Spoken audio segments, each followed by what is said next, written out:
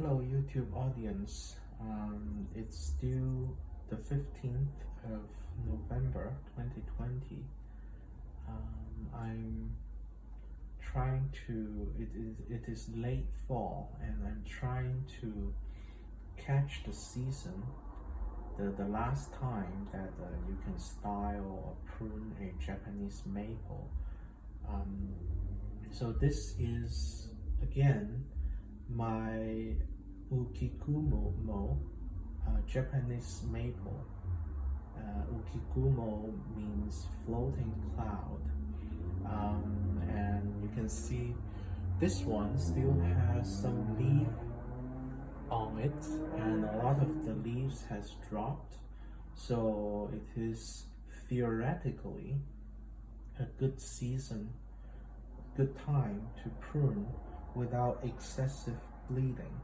Of course, it's varied from cultivar to cultivar, so I don't know if this one looks like it's more in season than the air layer I worked on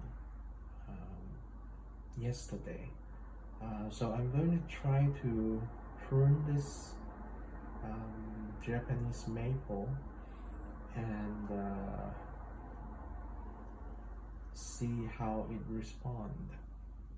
So this is the one of 3 trees I get out of this air layer stock, this nursery stock. There used to be, this tree used to be maybe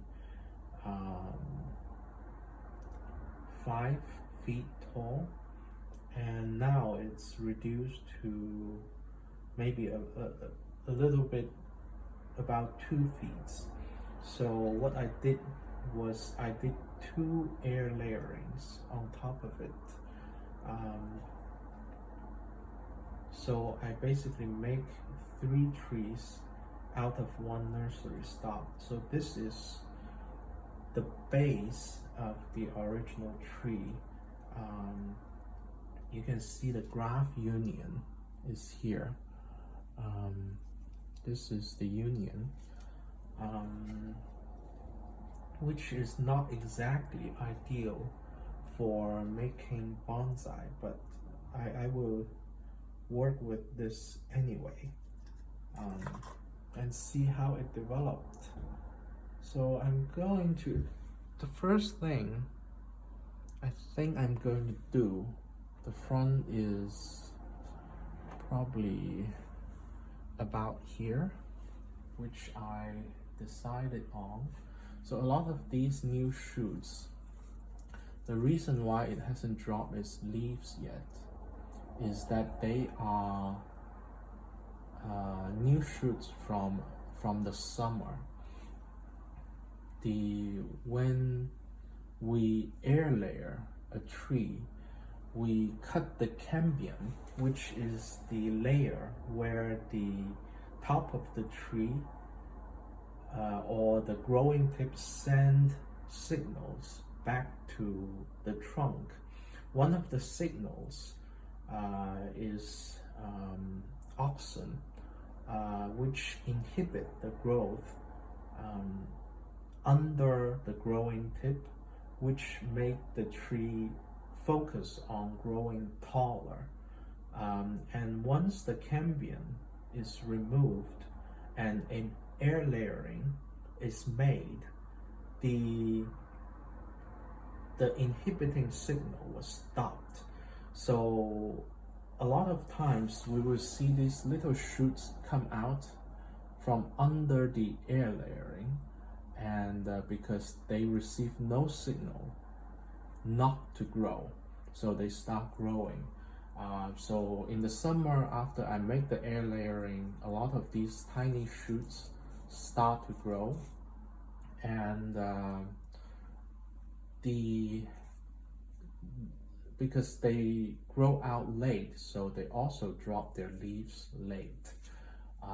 But the rest of the tree has already dropped its leaves, so I want to try to prune it and see what is the response. Does it bleed If this still bleed, that means maybe this variety, this cultivar of Japanese maple just bleed whatsoever.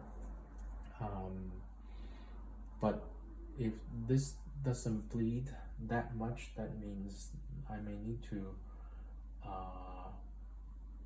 prune this tree right after it start dropping leaves. So first, these tiny leaves are blocking the front, so I don't really need them. That's why I'm going to prune them off immediately from the very base.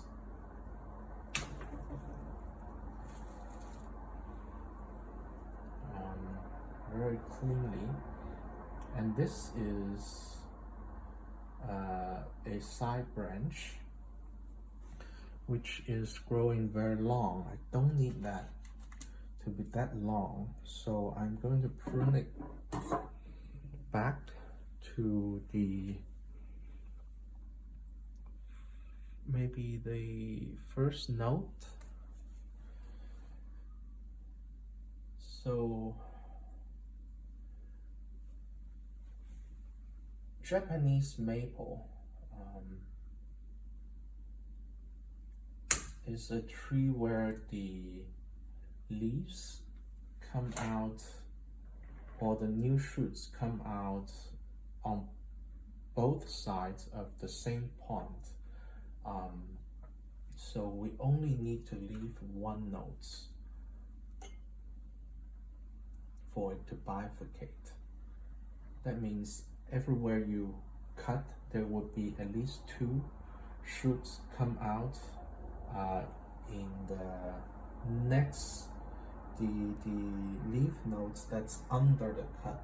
So the ramification is relatively easy to develop. So I cut it here. Hopefully it's going to have multiple shoots come out at the leaf nodes under it. That's the hope. And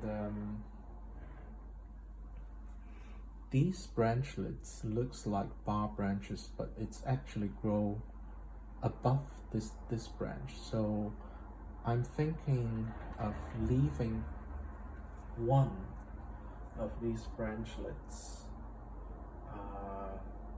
because this is a deciduous tree. I don't really want it to just come out of the main trunk, just dropping down like this one. So I'm going to leave actually this one.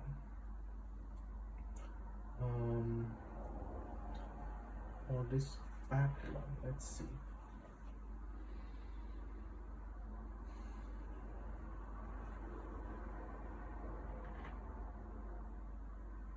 I think I'm going to leave the strong one, this one, because it's growing upward a little bit, more like a deciduous tree. A lot of people are going to choose the weaker one and the one that's naturally dropping downward, like this one, which is a good choice too. But it's not exactly like a deciduous tree. So I'm going to take this upward growing one and get rid of the rest of the branchlets.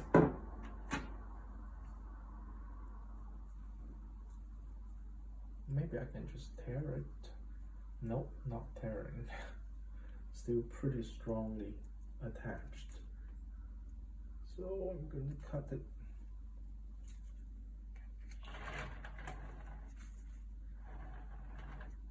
There are multiple branchlets come out from one point.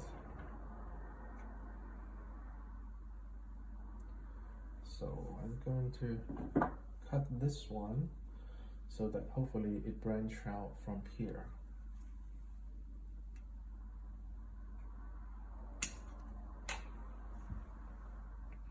So the hope is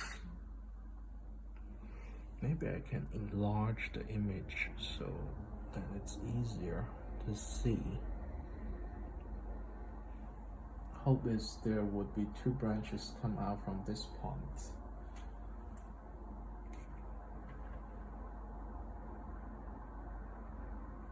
If we come back front,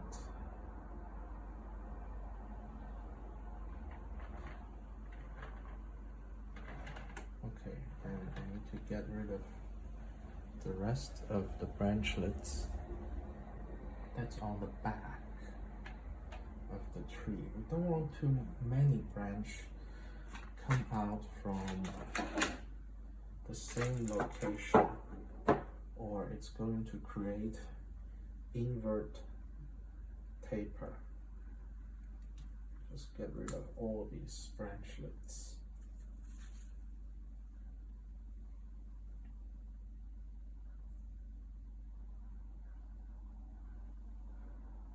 Some small buds coming out. Don't really need those buds, so I'm gonna get rid of all of them. All of them.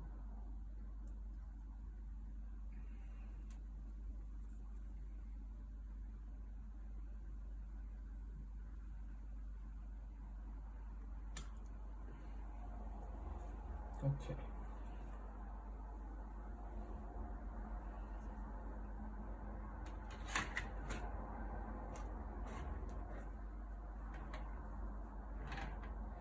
You can see, although these 2 branches look like bar branches, they are really not. It's more clear from the back. This branch is a little bit lower than this branch, so this branch is fine.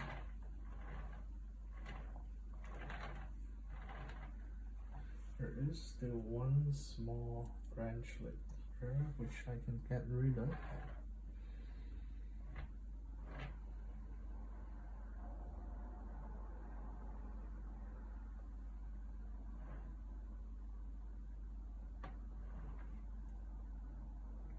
And this would be a pretty nice deciduous branch, which I'm going to take a cut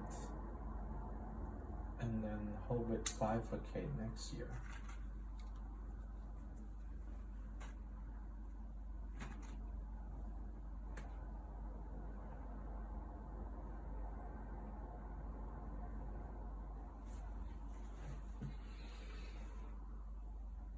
Okay, so we're coming back to the front of the tree, and this is the work I'm going to do on this tree. The last pruning and also the first pruning of the year. And it's not bleeding, so maybe it is a good time for this tree, which is the same cultivar of Japanese maple as the one I worked on yesterday, but it's not bleeding at this time because it's dropping its leaf a little bit later. Just going to quickly seal these wounds.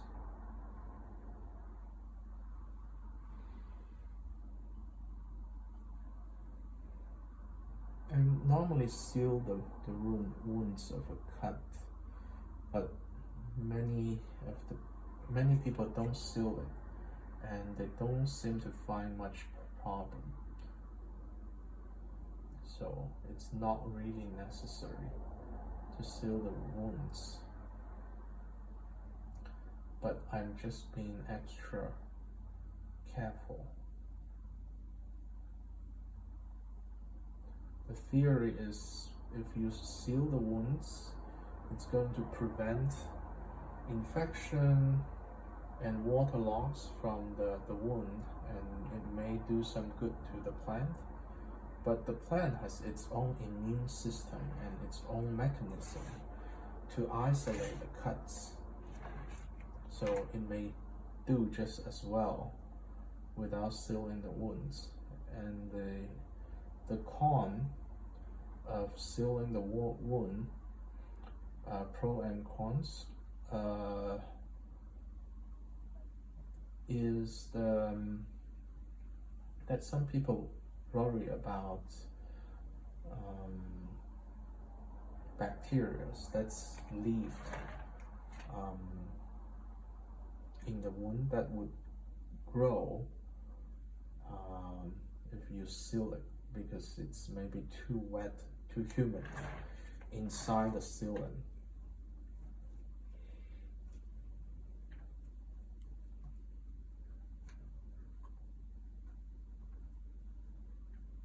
Okay, it's not a lot of work, but I think I've done that properly, and I've seen no sign of bleeding, which is a great thing.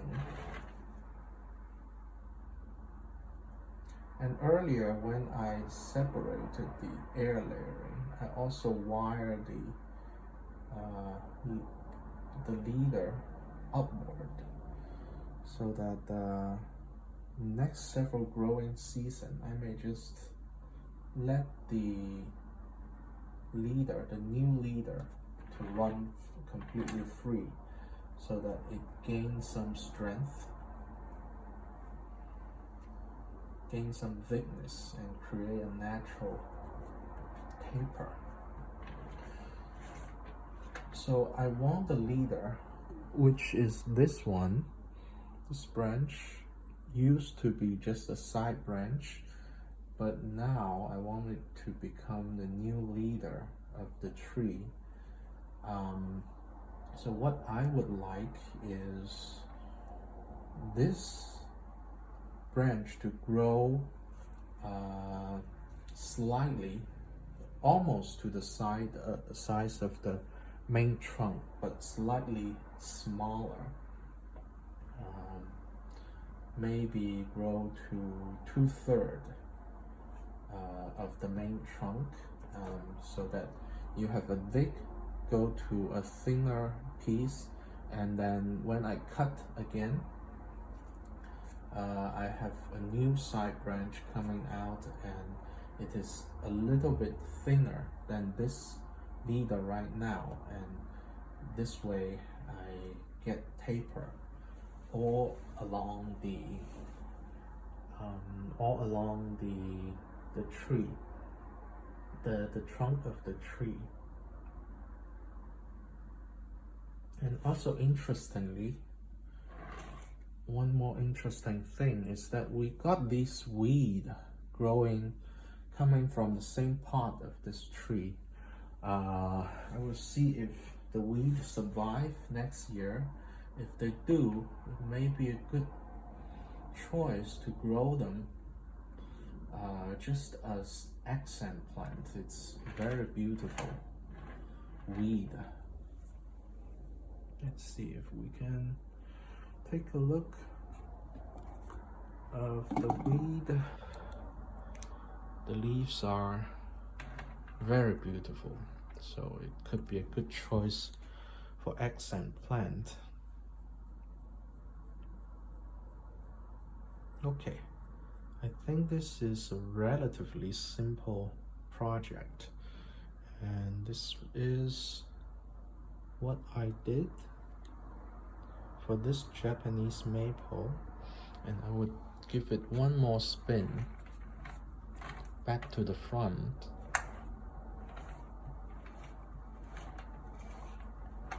That at least I choose right now. So this would be the front of the tree, and I also did the last fertilization of the year and put in some acid lover fertilizer, organic fertilizer, and hopefully it's going to develop all the buds, the dormant buds during the fall, the rest of the fall and the winter, and next year it would have a good growing season.